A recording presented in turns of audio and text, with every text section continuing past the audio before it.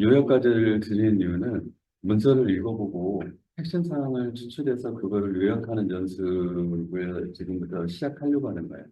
그래서 아마 한 페이지로 써라라고 하는 요구사항이 한 페이지 안에 핵심적인 것만 이렇게 정리해서 담아봐라라는 의미예요. 그래서 요약 연습입니다. 앞으로 요약 연습을 엄청나게 많이 하셔야 돼요. 음, 그래서 그것 때문에 시키는 거고요. 나중에 기숙사 시험 문제 자체가 요약의 이제 승부예요. 요약이. 그냥 쉽게 말하면 요즘 핫한 거는 뭐예요? LLM 같은 거죠. 챗GPT 때문에. 네, LLM은 이제 일반인도 다 알죠. 그죠? 젠 AI 뭐 이런 거. 근데 문제 자체가 이렇게 나오는 거죠. LLM을 설명하는. 그러면 LLM 하나 가지고서 전 세계 책이 몇 권이 나와 있을까요? 아마 수십 권에서 수백 권이 나와 있을 거예요. 논문이 몇 개 나와 있을까요? 네, 논문이 수백 편, 수천 편 나와 있을지 몰라요. 근데 그거를 시험 문제로 내는 거예요. 도대체 뭘 쓰려는 거냐? 뭘 써야 돼요?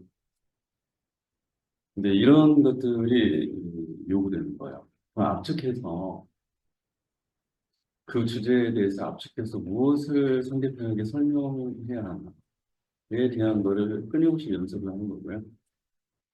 그 연습을 시키는 이유는 기술사가 되고 나서 굉장히 많은 자문 활동이나 또는 뭐 저희 기술사끼리 영역 국가적인 영역들을 전국 부처에서 용역들을 가져옵니다. 그리고 그걸 같이 해요.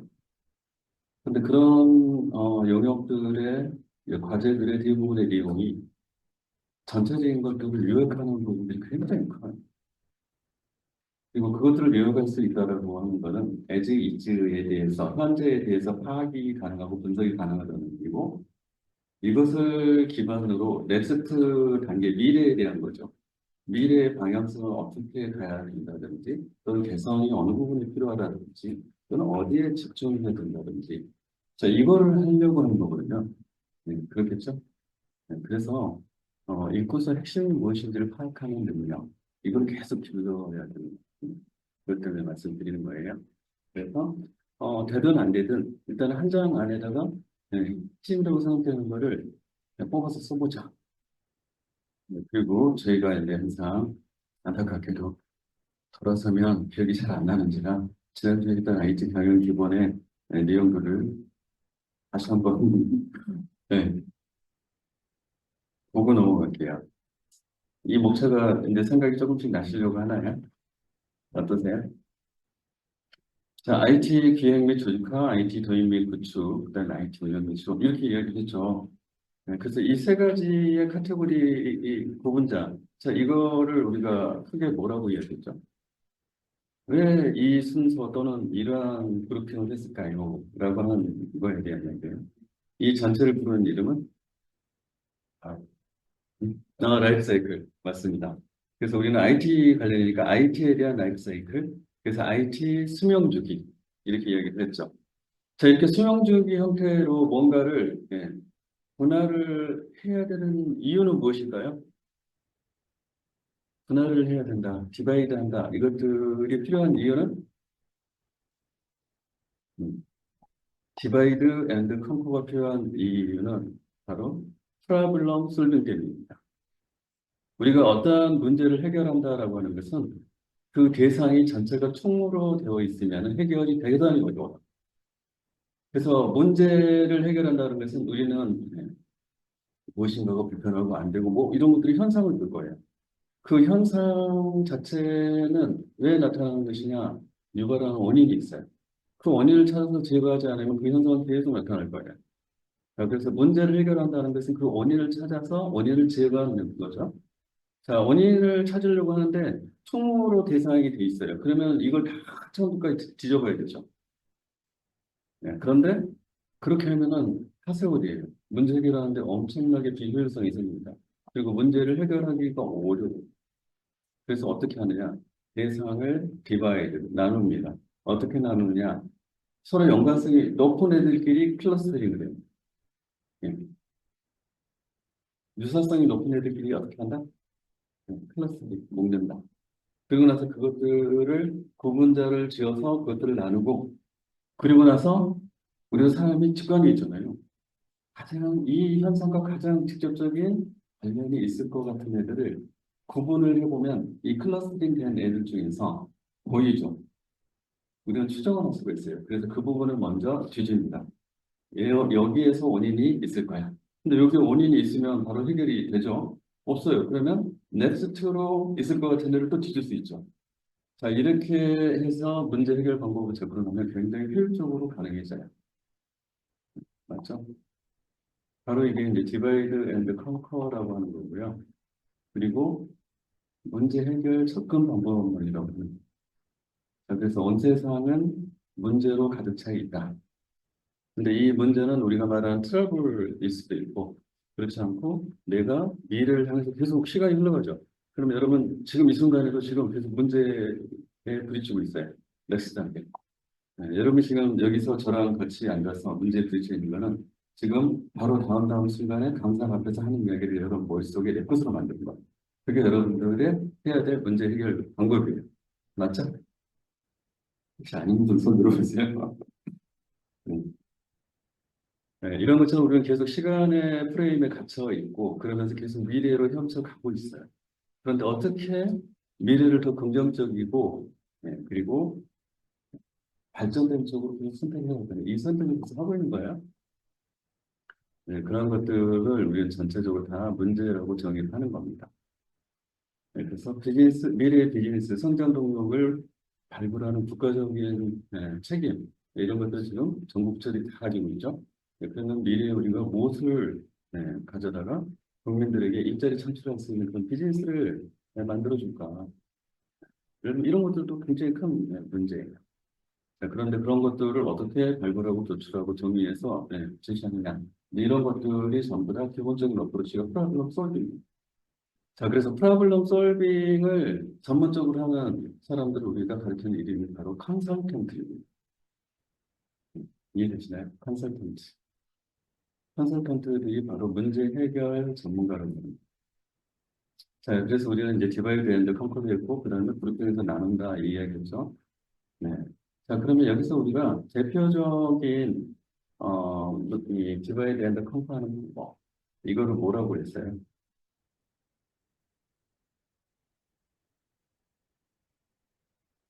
앞자 영어로 따가지고. 예, 맞아요. PDC. 네. 기억력이 엄청 좋으시네. 네. 플랜드 체크액션. 맞습니다. 이걸 우리가 다른 이름으로 데이밍 서클이라고 불러요. 자, 이렇게 분할을 하는데 이 플랜드 체크 액션, 이것도 수명주기의 변형이에요. 예. 이 세상의 모든 것은 탄생과 그리고 죽음의 이런 과정이 있어요. 그걸 우리가 예, 나눴을 뿐이에요. 그래서 이거를 이제 수명주기라고 부르는 거고요. 예, 이거를 이제 계속 우리가 응용을 해서 또 다른 형태의 접근을 라이프 사이클 어프로치를 계속 하고 있는 거예요. 근데 사실 플랜도 체크 액션도 자 어떤 과제를 계획을 수립하고 그리고 실행하는 거예요. 그럼 과제가 플랜을 세울 시점에 탄생하죠. 맞죠? 네. 그래서 결국은 수명주기의 변형에 불과하다, 응용에 불과하다. 그래서 지금 여러분들도 여기서 예가 아니라 여러분도 라이프 사이클 태어나고 지금은 이제 성장했어요.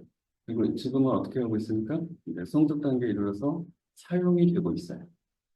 여러분들은 사용이 된다면 누가 사용하는 겁니까? 나 자신과 나 자신이 소속된 사회가. 이 사회의 다른 이름은 국가예요. 그래서 나를 사용하고 있고요. 나를 성장시키면서 훈련을 시킨 메커니즘은 누가 만들었어요? 국가가 만들었습니다. 국가가 만든 제도는 학교예요. 맞죠? 그래서 여러분들은 이미 국가가 만든 메커니즘 안에서 실제로 국가가 쓰고자 하는 용도로 훈련받는 메커니즘 안에 자기도 모르게 들어가 버립니다. 이걸 우리가 이제 학습 과정이라고 부릅니다. 그리고 국가가 만들어 놓은 이 학습 과정이 이번 기숙사 이제 시험 준비를 여러분들 계속 하시면서 끊임없이 그걸 부정하는 과정들을 훈련하게 될 거예요. 안타깝게도 우리의 학습 메커니즘은 굉장히 오래전 전에 만들어졌어요. 그리고 굳었고 그것들은 우리가 지적하는 어떤 문제점이 있냐면 예, 암기식, 세뇌식, 일방적인 이런 특성을 갖고 있어요. 그것들은 기본적으로 우리 머릿속에 아무것도 없기 때문에 뭔가를 집어넣어서 나중에 국가가 노동력으로 쓰려고 할 때 필요한 것들을 담는 과정을 가지고 있습니다. 굉장히 효율적이에요.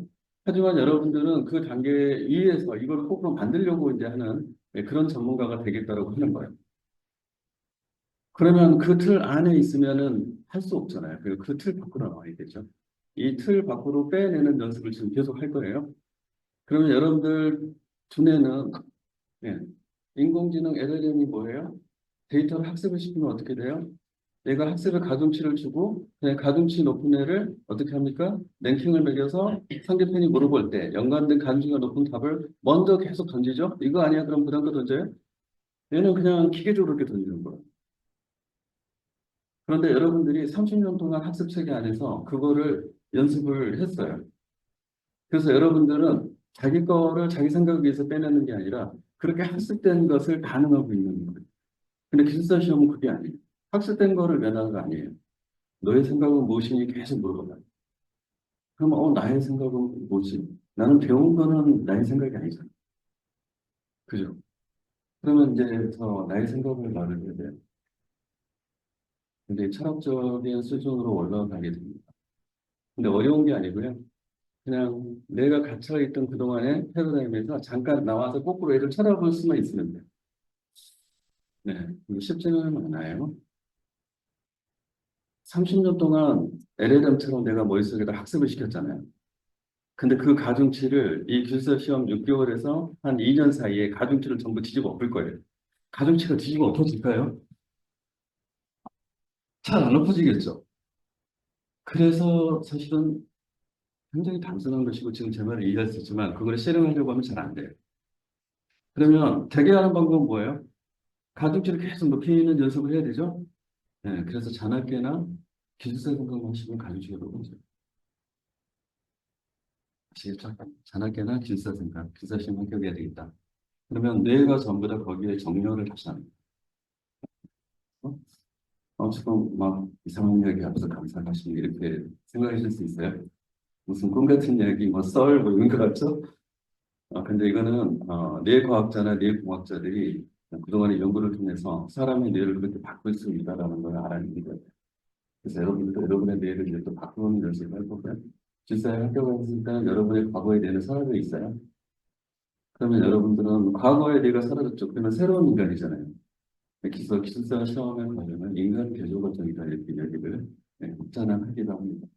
그리고 때문에 합격한 기술사들은 그렇게 말합니다. 옛날에 내가 사라졌어. 인간 개조가 됐어. 인정을 합니다.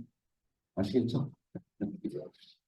자, 그래서 저희가 IT 기획 및 조직화에서는 컴퓨터 패러독스라는 걸 이야기했고요. 컴퓨터는 굉장히 효율적일 것이다. 생산에 기여할 거다. 그런데 아니야. 거짓말이야. 이런 이제 이슈를 제기했다.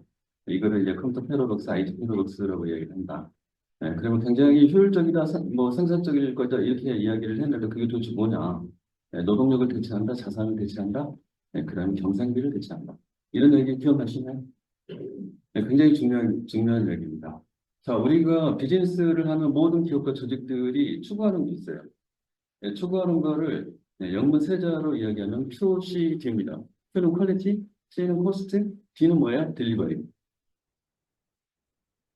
지금 저희가 이 기술사 공부를 하면서 절대로 잊어버리면 안 되는 것이에요. 우리가 기술사가 된다는 것은 상대편, 자문을 요구하는 상대편의 비즈니스에 QCD를 향상시키기 위한 무언가 때문에 자, 품질, 그다음에 비용, 그다음에 딜리버리, 납기. 그래서 적시에, 그다음에 사용자 요구사항을 만족시킬 수 있는 품질로, 그리고 가장 비용 효율적으로 또는 비용 효과적. 이거를 절대 잊어버리시면 안 돼요. 노왜 기술서가 되려고 하는 QCD를 향상시키기 위해서요. 파충들이. QCD를 향상시키려면 어떻게 해야 되니? Q나 C나 D에 문제가 있는 부분에 대해서 디바이드 앤드 컨커할 거예요. 그렇게 해서 거기에 대해서 프로블럼 솔빙을 시행할 거예요. 이게 답이에요. 자, 그래서 그 문제를 바로 컴퓨터 패러독스에서 제기를 한 거예요. 니네 IT 그거 해야 되는데 왜 안 되는 거지? 이렇게. 근데 상당히 많은 부분은 모함성이다. IT가 그동안에 금융과 제조가 전 세계의 주식시장에서 시가총액 상위에 다 있었어요. 그런데 이런 이야기가 나온 2000년 전후를 기점으로 지금 전 세계 시총 상위 10대 안에 대부분 누가 차지하고 있다? 빵이라고 하는 애들이 다 빅테크라고 그러나 빵은 뭐예요? 애플은 뭐예요? 지금 이름 바꿨죠. 페이스북, 메타입니다. A는 누구예요? 알파벳입니다. 또 하나의 A는 누구예요? 아마존입니다. 보이시죠? N은 누구예요? 네? 엔비디아. 엔비디아. 네, 맞습니다. 이런 식으로 전부 다 IT 업체들이 점령을 해버렸어요. 그런데 이제 그전에는 사실 마이크로소프트, 그다음에 IBM, 그다음에 HP, 이런 박스 업체들, 왜냐하면 서버가 너무 많이 전 세계에 데이터 센터에 필요하기 때문에 이 박스 장사와 이거를 관리하는 유틸리티 소프트웨어 또는 OS, 이거로 돈 엄청 벌었어요. 근데 이들은 어느새 다 사라져 버렸죠. 그리고 세상의 패러다임도 한번 바뀌었어요. 그래서 이 세상은 이제 뭐가 된다? 컨텐츠의 세상이 됐어요. 기존에는 뭐예요? 하드웨어 세상이었어요. 지금 뭐다? 컨텐츠의 세상이 된다. 그리고 이 컨텐츠, 온 세상의 컨텐츠를 학습하는 거대한 인공지능이라는 녀석이 지금 시장에 선도돼서 시장을 지금 혁신하려고 하고 있다. 앞으로 돈이 되는 것은 뭐다? 다 인공지능을 통한 것이다. 뭐 이렇게 되는 거예요. 네, 어쨌든 CIO는 그래서 이러한 컴퓨터 패러독스에 대응하기 위해서 기업의 IT 부문을 관리 통제하기 위한 역할, 다른 말로 IT 거버넌스라고 하는 업무를 하기 위해서 임명된 새로운 경영층의 멤버다. 그리고 이 경영층의 멤버가 바로 IT 거버넌스인가를 통해서 비즈니스와 IT를 온라인 정렬할 것이다. 이거를 약자로 BITA, 비즈니스 앤드 IT 얼라이먼트. 기타 생각나시나요? 기타. 그렇게 할 것이다. 그리고 위에서 말했던 QCD에 관련된 문제들을 이가 관리 통제할 것이다. 뭐 이런 이야기예요. 그러면 밑도 끝도 없이 나보고 일을 하라고 하면 어떡하니? 참고서가 있어야지. 그 참고서는 바로 코빗이다. 그리고 이 참고서인 코빗에 IT의 전체 수명주기에 대한 정의와 그 수명주기에서 IT가 어떤 업무 활동을 하는지에 대한 프로세스가 전부 나열이 되어 있고 그 프로세스 셋들의 성능이 어떠한지 이를 측정할 수 있는 조직이 그걸 실행하고 있으니까 그 조직이 잘하고 있는지 못하고 있는지 그걸 측정할 수 있는 KPI를 전부 그 안에 적어놨다. 그래서 그 KPI를 가지고서 KPI 수치 내놔봐 그러고서 IT 부서에 쫙 뿌리고 내일까지 내 그러면 이제 IT 부서들이 어떻게 된다? 그다음부터 집에 못 가고 거기서 데이터를 쌓고 있지 않았다면 그 측정 지표를 보고할 수 없기 때문에 측정 지표를 보고할 수 없는 상황이 될 수 있어요. 그런 동안 뭐 하고 있어야 됩니다. 팀장이 걸리거나 거기에 관리자가 걸리거나 아니면 시간을 좀 더 주니까 그때까지 못하면 바꿔치기 뭐 이렇게. 네, 그렇습니다. 우리 이런 것들은 어느새 이제 국제 표준으로 그래서 인터내셔널 스탠다드 오거니제이션 ISO라고 하는 기구에서 표준을 제공을 하는데 ISO 38500이라는 표준으로 이미 아이디 거버넌스는 국제 공식 표준이 존재한다. 저희는 이제 그래서 이러한 업무 안에서 중요한 것들을 보면 ITPSC, 밸런스 스코어카드 기억나시나요? 네 가지 축이 있었죠. 밸런스 스코어카드. 그래서 밸런스예요. 기존에 한 가지는 온리 재무였어요. 근데 이 재무만 보고 가는 것은 마치 자동차가 달리면서 미래 앞쪽이 아닌 대시보드가 아닌 프론미러, 그다음에 사이드 미러를 보고 뒤를 보는 거랑 똑같다. 왜? 재무는 과거의 1년치를 계산해서 보는 거기 때문에. 그래서 그걸 보면 안 되고 대시보드를 봐라. 대시보드에 해당되는 세 가지가 있었어요. 누구? 고객. 그다음에 내부 프로세스. 그다음에 학습과 성장. 이렇게 세 가지 축이 있다가 고객은 전년대 우리 제품과 서비스를 사용한 사전 소비자가 올해도 우리의 고객이다. 내년에도 우리의 고객. 그들을 계속 우리의 고객을 붙잡고 있으려면 우리의 제품과 서비스는 조직의 내부에서 프로세스를 타고 생산되는 거죠. 그럼 어떻게 돼요? 프로세스가 탁월하면 당연히 이게 좋아져요. 근데 프로세스가 엉망이면 어떻게 돼요? 안 돼요. 이 훌륭한 프로세스 개선은 누가 한다? 학습과 성장이라고 하는 것들을 예, 보면서 이 조직에 훌륭한 제품과 서비스를 나는 만들고 싶어. 이렇게 생각하는 구성원이 있어야 합니다. 그래서 구성원들이 얼마만큼 많은 학습과 성장 기회를 주느냐가 그것을 결정합니다. 그런 어떤 얘기들은 학습과 성장에 기반이 있는 직원들이 프로세스를 탁월하게 계속 개선을 해서 이 개선된 프로세스를 타고 소비자가 올해도 내년에도 10년 뒤에도 100년 뒤에도 나는 이 회사의 제품만 서비스만 살 거야. 이렇게 맘먹은 바들이 엄청나게 생산이 되면 그러면 이 제품 서비스의 바들이 결국에는 어떻게 된다? 매출을 자연스럽게 올리고 그리고 이익을 자연스럽게 증가시킬 거고 그렇게 되면 다시 직원들에게 보상을 직원들에게 비용을 쓰면은 세금이 줄어요. 근데 이걸 직원들한테 안 주면 어떻게 돼요? 전부 다 뭐예요? 거긴 소득세를 엄청 줄게 만든다. 그럼 어차피 그 돈을 국가에 주는 이 직원들한테 써야지. 맞죠? 이렇게 해서 선순환 구조가 지속적으로 도는 기업이 결국에는 어, 지속 가능한 기업이 성장하는 기업이 될 것이다. 다 바로 IT, IT가 붙기 전에 BS 시험을 쓰고요. IT는 이런 전략 하에서 기업을 경영하는 쪽에 각각의 뒷면전에 똑같이 IT에서는 그럼 어떻게 하지? 그래서 매출 이런 것들은 우리가 직접 정산을 안 하니까 얼마큼 비즈니스 우리가 기여를 할까? 비즈니스 기여로. 그냥 우리는 시스템 서비스를 제공하면 그러면 우리의 현업 고객이나 또는 엔드유저 고객, 소비자들이 우리의 시스템에서 이제 막 업무 처리하고 물건 사고 막 물건 검사하고 이런 거죠. 그러다가 시스템이 느려지거나 뻥나면 된다, 안 된다? 그래서 어떻게 해야 된다? 시스템이 성능도 좋고, 그다음에 불안도 없고. 그래서 품질 높은 서비스와 사용자가 만족하는 편리한 시스템을 제공을 해야 됩니다. 맞죠? 그리고 나서 그러한 문제점들이 운영하다 생기면 안 되기 때문에 구축 프로세스, 운영 프로세스, 시스템에 대한 구축, 운영이 이게 IT 전년의 일이잖아요. 그러면 구축 프로세스나 운영 프로세스를 잘해야 되지. 맞죠? 운영 프로세스 하다가 장애 났어. 그럼 장애 나기도 전에 알아가지고 미리 장애 요소를 제거한다든지 이런 것들이 가능해야 되죠. 자, 이러한 프로세스는 누가 만들어요? IT 부서의 학습과 성장을 통해서 뛰어나지. 또는 앞으로 뛰어나게 될, 또는 이미 뛰어난 그런 직원들이 여러분 주변에 많이 있습니까? 손 들어보세요. 없습니까? 손 들어보세요.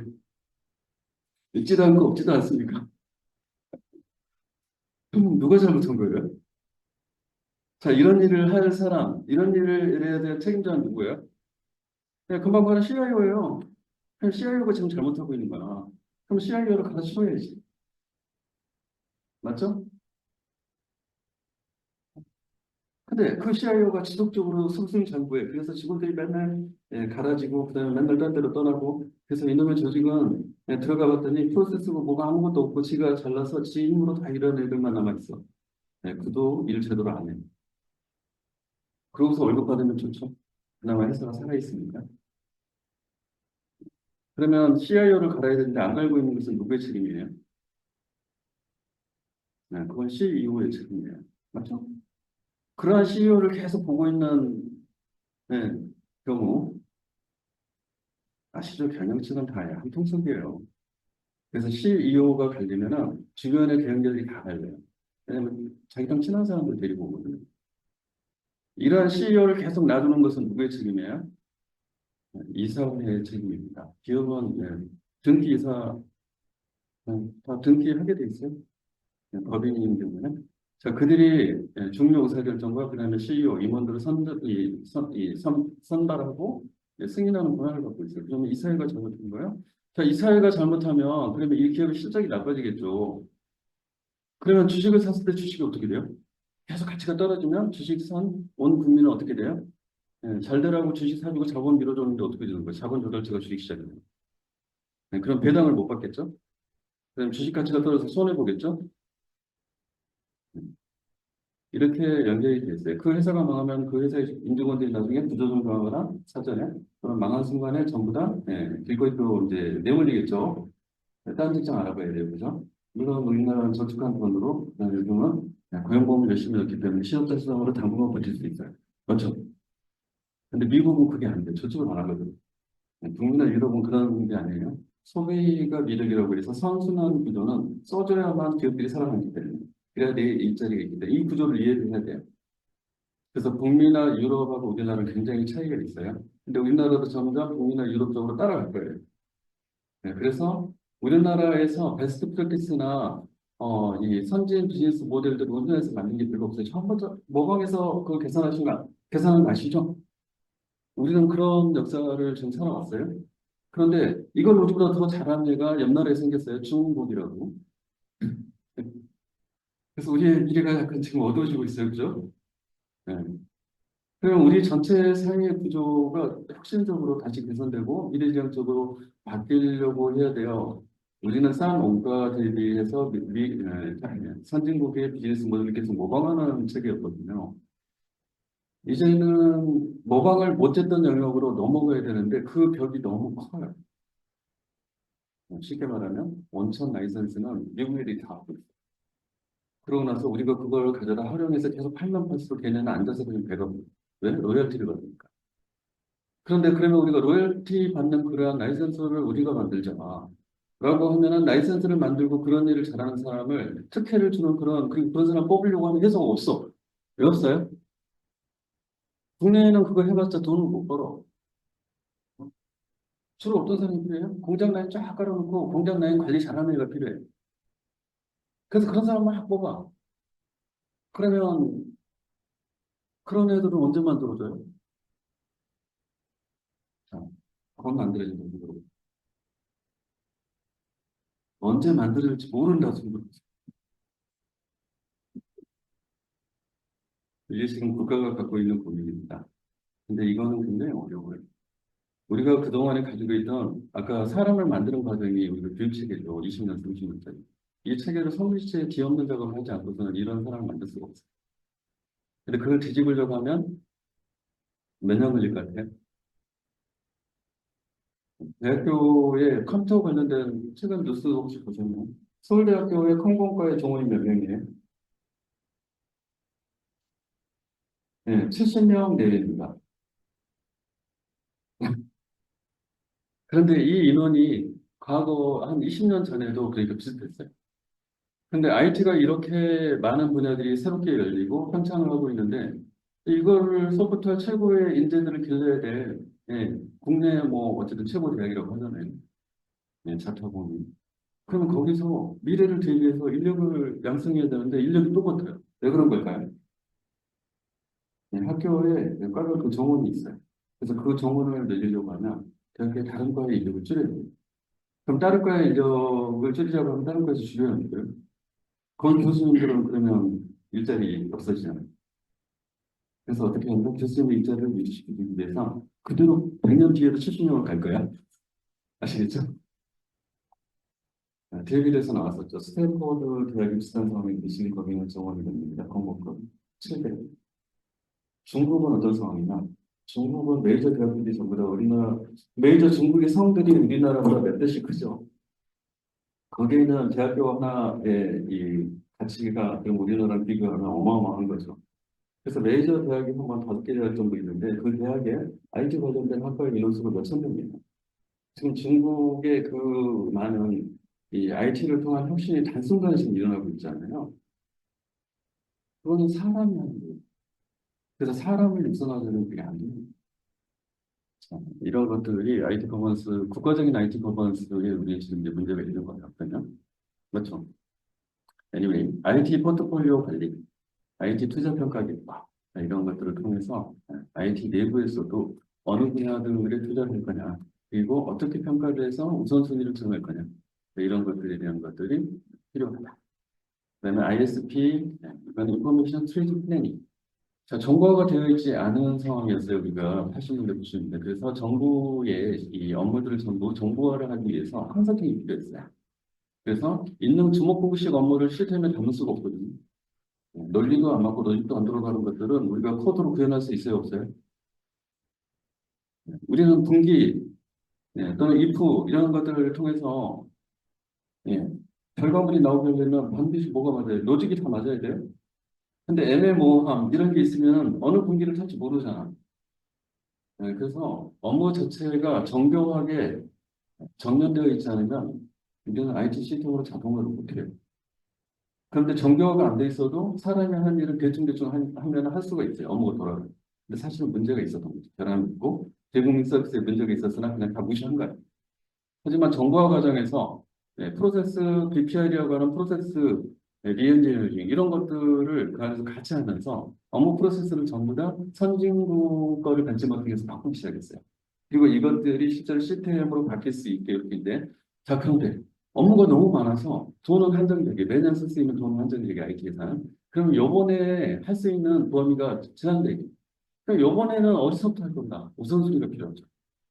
그러면 어때요? 가장 중요하고 그다음에 가장 긴급하고 이런 업무들을 우선순위 높여야겠죠. 가장 영향력이 크고 대국민 서비스. 이렇게 해서 연차별로 전체 IT 시스템을 만들기 위한 그래서 업무를 시스템화하기 위한 또는 정보화하기 위한 로드맵들을 작성하는 일을 했다. 그럼 그 로드맵을 작성하면 그 로드맵에서 해야 될 시스템 구축, 운영 이런 것들이 전부 다 과제죠. 과제예요. 그리고 이 과제들이 돈을 먹는 거예요. 이런 것들을 예산을 편성해서 연차별로 해나가는 계획을 수립해 주는 걸 우리가 인포메이션 스트래티지 플래닝. 자, 어떤 부분에 우리가 우선순위를 둘 거냐가 바로 조직의 민간이면 기업의 경쟁력을 결정을 해요. 당연하겠죠? 그래서 이 부분을 우리가 스트래티지라고 부르는 거예요. 그다음에 이 엔터프라이즈 아키텍처. 자, 어느 정도 이제 시스템들이 막 생기기 시작했어요. 그런데 이것들이 전부 다 부서 간에 주목구구식으로 막 이렇게 산발적으로 진행하다 보니까 시스템이 얼만큼 우리가 도입을 했고 하드웨어 소프트웨어가 얼만큼 우리가 도입을 했고 얼만큼 제대로 쓰고 있고 어느 장비가 놀고 있고 그다음에 이 시스템들 간에는 하나처럼 전부 다 상호작용을 할 수 있도록 상호 운용성이라고 합니다. 그래서 호환성 이런 것들이 보장이 되는지 잘 모르겠어. 그리고 실제 해보니 보장이 안 돼. 어느 애는 윈도우즈 기반, 어느 애는 유닉스 기반, 어느 애는 리눅스 기반. 그다음 위에도 플랫폼이 미들단에 올라가잖아요. 전부 다 그때그때 달라. 자, 이러면 나중에는 전사적으로 정보를 통합하고, 그다음에 이것들을 최적화하려고 할 때 어떻게 해야 돼요? 아, 문제가 되는구나. 그래서 통합을 하기 위한 중간에 연계를 해주는 비용이 또 엄청나게 들어가는 거예요. 그래서 이것들이 IT 예산을 어떻게 한다? 낭비하게 만든다. 아까 저희 얘기했죠. QCD. 일단 화환이 안 되니까 사용자가 원하는 정보들을 자유롭게 이렇게 제공해 줄 수 없어, 시스템 간에. 그러면 품질 있는 정보 제공이 돼요, 안 돼요? 안 되겠지. 그래서 이거를 제공하려고 하다 보면은 그 중간에 이것들을 가공하고 해주는 중간에 뭔가 라우팅 해주는 뭔가 그런 중간에 연계에 걸쳐져 있는 시스템이 또 하나 들어야 돼요. 원래는 없어도 됩니다. 그럼 돈이 뭐예요? 코스트가 어떻게 돼요? 막 증가하죠. 자, 이렇게 하면 자, 딜리버리 측면에서 대국민 서비스 할 때 국민들에게 빨리빨리 원하는 서비스를 제공해야 되는데 제공하는데 기간이 엄청 걸리겠죠. 이런 거 하면. 그러면 효율적인 정부예요? 아니면 나쁜 정부예요? 나쁜 정부예요. 국민의 세금을 왕창 말아먹고 그러면서 국민들에게 대국민 서비스 제대로 안 해주고. 맞죠? 이런 관점에서 이걸 어떻게 해결할까? 그래서 우리의 전체적인 시스템 구성이 어떻게 되어 있는지 전사적인 아키텍처, 엔터프라이즈 아키텍처 이것들을 전부 다 국가의 맵을 그리듯이 지도를 그리듯이 이거를 전부 다 형상화를 해야 되겠다. 이렇게 해서 형상화하는 작업을 합니다. 그걸 통해서 이제 시각화가 되면은 문제가 있는 것들을 금방금방 찾아내서 이것들을 다음번 사업을 할 때는 어떻게 한다? 표준화를 시킬 수가 있어요. 그러면 그때부터 표준화가 된다는 이야기는 상호 운용성이 높아진다는 이야기죠. 네. 자, 이렇게 해서 점점 시스템 간에 데이터를 공유하고 그다음에 사용자가 원하는 데이터를 제공해 주는 것들이 점점 쉬워지게 만들려고 하는 거예요. 자, 이런 것들이 이제 전사적인 아키텍처라고 하는 것으로 수립이 되고 자, 현재는 이 모양인데 미래의 아키텍처는 그럼 이렇게 개선해서 갈까요? 이제 EA는 그런 의미에서 이제 전사적인 아키텍처라고 부르는 거고요. 자, ISP를 했더니 짧은 기간에 하려고 하니까 구체적인 범위나 그다음에 과업 내용들, 개발에 대한 업무 내용들 이런 것들을 상세화하기가 어려워요. 그래서 ISP만 하고 사업을 냈더니 요구사항 분석 단계에서 요구사항이 막 엄청나게 더 많이 노출됩니다. 그래서 당초 사업자가 예상했던 규모 대비 최소 30% 이상이 범위가 늘어나요. 그렇게 되면 그 30% 넘어가는 범위에 돈을 준다 안 준다? 이거 계약했으니까 안 준다. 그러면 누가 그 일을 할까요? 개발자가 합니다. 그래서 개발자는 오라스모 붕붕붕 집에를 못 가네? 그래서 유명한 웹툰, 카툰 이런 게 돌아다니죠. 강도가 다리 떠 있는 으스스한 저녁에 새벽이죠. 길거리에서 사람이 아무도 없는데 누가 걸어와. 그래서 칼로 돈 내놔. 그랬더니 이 사람이 나는 돈이 없어. 넌 누구냐? 그랬더니 나는 개발자다. 그때는 웃기지만 슬픈 자, 이러한 것들이 결국에는 선진국은 IT 그리고 개발자의 힘으로 혁신을 이루고 그다음에 국민의 미래 그다음에 성장 동력을 마련하고 있는데 한국의 개발자는 월화수목 공급하고 있다. 이유가 뭐냐? 범위가 증가하는데 돈을 못 받아서 인력을 더 집어넣어야 되는데 안 집어넣고 그리고 나서 있는 인력을 갈아서 하기 때문이다. 그래서 IT 생태계가 우리는 꼬였다. 그래서 IT 생태계를 건전화하기 위해서 ISMP라는 걸 한 번 더 해서 요구사항을 명확하게 하는 작업을 하자. 이 ISMP. 그래서 인포메이션 일단은 이제 스택시가 아닌 시스템이에요. 시스템 마스터 플랜에서 그런 것들을 하더라. 사실 이 부분들이 굉장히 여러분들이 개념적으로 업무에서 실제 해볼 기회가 없기 때문에 어려운 부분이에요. 오늘 한번 쭉 훑어보니까 CIO가 저런 일을 해야 되는구나 이해가 되셨나요? 네. 자, 그래서, 자, 이렇게 해서 우리는 IT가 무엇을 해야 될지에 대한 계획과 그 무엇을 해야 되는 것들에 대한 투자 의사결정. 그래서 돈을 얼마나 집어넣을 거고, 그렇게 했을 때 성과가 비즈니스에 얼만큼 기여를 할 거냐. 이런 이야기를 할 거예요. 자, 그리고 이제 이런 것들이 잘 되게 하기 위해서는 그렇게 과제가 계획이 수립되면 실제 프로젝트를 할 때 프로젝트 후에 뭐가 보장이 돼야 요 프로젝트의 QCD가 보장이 돼야 돼요. 그러면 프로젝트 관리를 제대로 해야 되는 방법이 필요하죠. 네, 이러한 것들을 우리가 프로젝트 방법론에 이제 공부하는 이유가 된다. 그래서 PM복이라고 해서 사실상의 표준 역할을 하는 PM, BOK. 네, 이것들을 저희가 앞에서 봤었고요. 이제 별도의 과목을 또 한번 깊게 본다고 그랬죠. 네, 그리고 우리가 개발에 관련된 라이프 사이클은 국제 공식 표준 ISO 12207을 참조할 수 있다. 그리고 유럽에서는 FPGA 프린스2라는 사실상의 표준을 가지고 있다.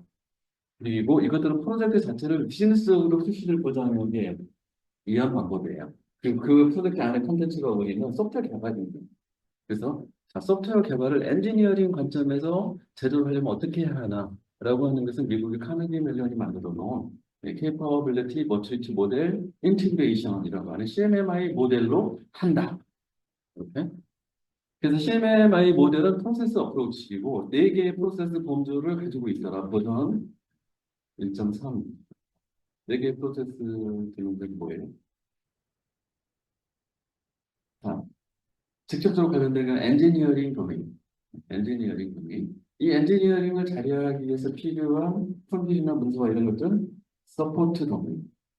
그 다음에 이거를 컨텐츠로 해서 이 사업을 프로젝트죠. 성공적으로 하기 위한 것은 프로젝트 도메인. 그리고 프로젝트 엔지니어링 서포트 지원이죠. 이 세 가지 프로세스 도메인 자체를 최초에 계획하고 수립하고 그다음에 이것들이 문제가 있는지 없는지 프로세스가 지속적으로 들여다보고 그리고 이런 것들을 개선하는 도면이 또 하나 있어야 돼요. 이거를 우리가 프로세스 도면. 그래서 프로세스 관리, 프로젝트 관리, 엔지니어링 관리, 그다음에 서포트 지원 이렇게 네 가지 프로세스로 어프로치를 한다. 머릿속에 들어가셨죠? 여러분들의 조직에는 이 네 가지 도메인 소프트 개발과 관련해서 프로세스가 다 문서가 되어 있나요? 되어 있다고 손 들어보세요. 모르겠다 손 들어보세요. 안 되어 있다 손 들어보세요. 자, 이제부터는 회사의 전사에 전사의 시스템을 다 지정하면서 우리 회사의 시스템에는 무엇이 있는지 다 들여다보셔야 돼요. 자, 기술사가 되는 방법, 가장 빠른 방법은 여기 와서 학습도 하셔야 되지만 회사에 가가지고 회사의 시스템에 경영 쪽에서 쓰는 프로세스, 그다음에 프로젝트 개발 쪽에서 쓰는 프로세스, 운용 쪽에서 쓰는 프로세스. 이 프로세스들 안에 무엇이 있는지 전부 클릭한데 문서를 통해서 뒤져보셔야 돼요. 근데 내일이랑 상관없잖아 라고 이렇게 하시면 안 돼요. 여러분들이 다니는 회사의 전체가 어떻게 돌아가는지 파악하려면 회사의 업무 프로세스를 봐야 되잖아요. 근데 하는 일들이 프로세스 없어요. 그러면 공무원이 자기에게 주어진 업무 범위와 권한이 없는 데 해요. 그걸 뭐라 그래요? 권한남용이라고 하죠. 월권이라고 하죠. 그걸 하면 어디 가요? 좋은 데 가요. 깜빡한 거. 근데 여러분들의 조직은 그런 게 없이 제 마음대로 해요. 하는 거예요. 창의적이라고 해요. 창의적인 사람이 너무 많으면 회사가 어떻게 돼요? 망해요. 맞죠? 창의성은 전체에게 100% 필요한 게 아니고요. 기본 베이스의 3분의 2는 창의적일 필요가 없어요. 나머지 위에 3분의 1에서 창의적이 필요한 거 그렇습니다. 그래서 프로세스 어프로치를 하지 않으면 기업은 계속 품질을 유지하거나 그다음에 착오성을 유지하는데 엄청나게 힘이 들고 힘이 든다는 얘기는 안 된다는 얘기예요. 그래서 그런 부분들을 여러분들 조직 내부에서 어떻게 되는지 열심히 보셔야 됩니다. 여러분들이 뭔가 조직에 불만이 있을 때 여러분들이 그 프로세스를 몰라서 불만이 있을 수도 있어요. 그건 진짜로 그 프로세스가 조직의 프로세스가 없거나 잘못돼서 그럴 수 있어요. 자, 어느 쪽인지는 들여다봐야 알 거잖아요. 그죠? 근데 들여다보지 않고 계속 불만하면 개선이 돼요, 안 돼요? 개선이 안 됩니다. IT 운영비 지원.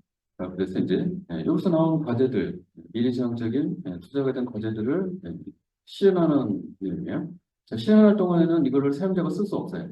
비즈니스에 기여하는 것은 비로소 쓸 때, 이걸 저희가 이제 IT가 에셋이 됐다, 자산이 돼서 이제 고객들에게 제공되기 시작해요. 사용자에게 제공되기 시작해요. 자, 이럴 때 얼마나 사용자들에게 품질 높고, 그 다음에 편안한, 그리고 안전한 시스템을 제공하느냐라고 하는 것들이 또 비즈니스의 굉장히 중요한 키가 된다. 자, 이런 부분들을 역시 우리는 프로세스 어프로치를 할 거고, 그리고 이러한 것들을 우리가 IT 서비스 매니지먼트라고 부른다. 그리고 이것은 ITIL이라고 하는 사실상의 표준과 동의어다. 그래서 버전 2, 3, 4 이렇게 계속 업버전되고 있고 이 내용을 기반으로 해서 우리는 실제 운영을 하고 있어야 한다. 네. 그리고 이에 대해서도 이미 국제 공식 표준 IS 20000이라고 하는 표준이 나와 있다. IT 구축과 운영에 관련된 사항들은 사실 우리가 IT 쪽에 섞여 있다면 다 알고 계시죠 이미. 이미 여기에 오기 전에 알았다 손들어. 몰랐던 거가 다 손들어. 여러분 잘못이 아니고 누구 잘못일 거예요. 시장의 잘못이. 시장의 잘못이에요. 자, 개발자가 프로젝트를 제대로 잘하려고 하면 코드만 알아서 되는 게 아닙니다. 자, PM은 프로젝트 매니지먼트를 하면 PM 프로젝트 관리를 알아야죠. 구성원이 근데 프로젝트 관리를 몰라요. 그럼 PM이 지휘를 하면 지휘가 돼야 한대요? 안 됩니다. PM이 하는 소리를 영어를 쓰는 거를 구성원들이 몰라요. 왜? 프로젝트 관리에서 쓰는 영어들이 있거든요. 근데 구성원들이 교육받은 적이 없어요. 자, 그러면 개발자는 개발 코딩만 하면 될 줄 알면 돼요? 아니면 프로젝트 관리도 배워야 돼요? 자, 코딩만 하면 될 줄 알면 쓰는 거예요. 개발자들은 프로젝트 관리 내용을 다 받아야 됩니다. 근데 많은 조직들에서는 개발자가 왜? 야, 프로젝트 관리는 PM이 하니까 PM만 분식해요. 그런 시행하고 있는 조직은 미래가 어려운 거예요. 맞죠? 여러분들이 시행하고 되면 이제는 구성원들에게 개발자들에게 프로젝트 관리 교육을 나를 시키겠다. 손들어 보세요. 안 시키실 거예요?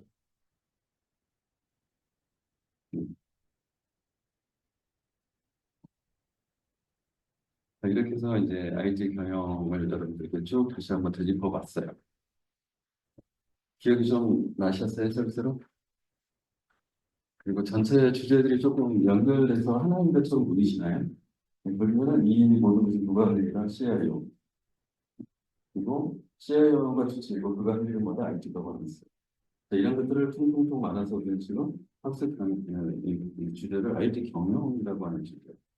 그 IT의 경영, 경영은 어드미니스트레이션 뭐 이런 영어로. 네. 근데 이 경영을 다시 한자죠.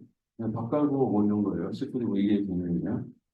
자, 그런데 이거를 지금 IT 경영이라고 이름을 바꿔 이 경영에 대한 거는 다시 풀면은 뭐냐면 PDC예요.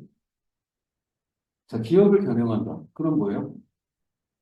기업을 경영하는 이유는 뭐예요? 돈 벌려고.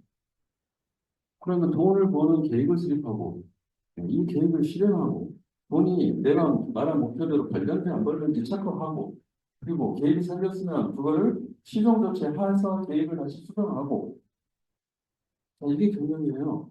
맞죠? 네. 바로 이런 IT 경영은 누구의 책임이다? IT 거버넌스는 누구의 책임이다? 이사회의 책임이다. 네, 기업의 의사결정자들이 이사회의 책임, 이사의 책임을 묻는 이유는 그 기업의 실제 주인은 누구기 때문에 온 국민, 주식을 사는 온 국민. 이사회가 만약에 배임, 이런 일을 직무유기하고 배임을 한다. 그럼 어떻게 돼요? 배임 횡령죄로 고발해서 깜빵에 넣어야 돼요. 네, 온 국민의 돈을 훔쳐가니까. 이게 이제 기본 컨셉이에요. 국민한 기업에. 우리나라는 아니죠. 그래서 아직도 굉장히 갈 길이 사실 멀었거든요. 우리는 여전히 오너라고 하는 개념을 갖고 있어요. 근데 주식회사에서는 오너가 존재하잖아요. 그 오너마저도 이사에 의해서 선임된 입당 경영입니다.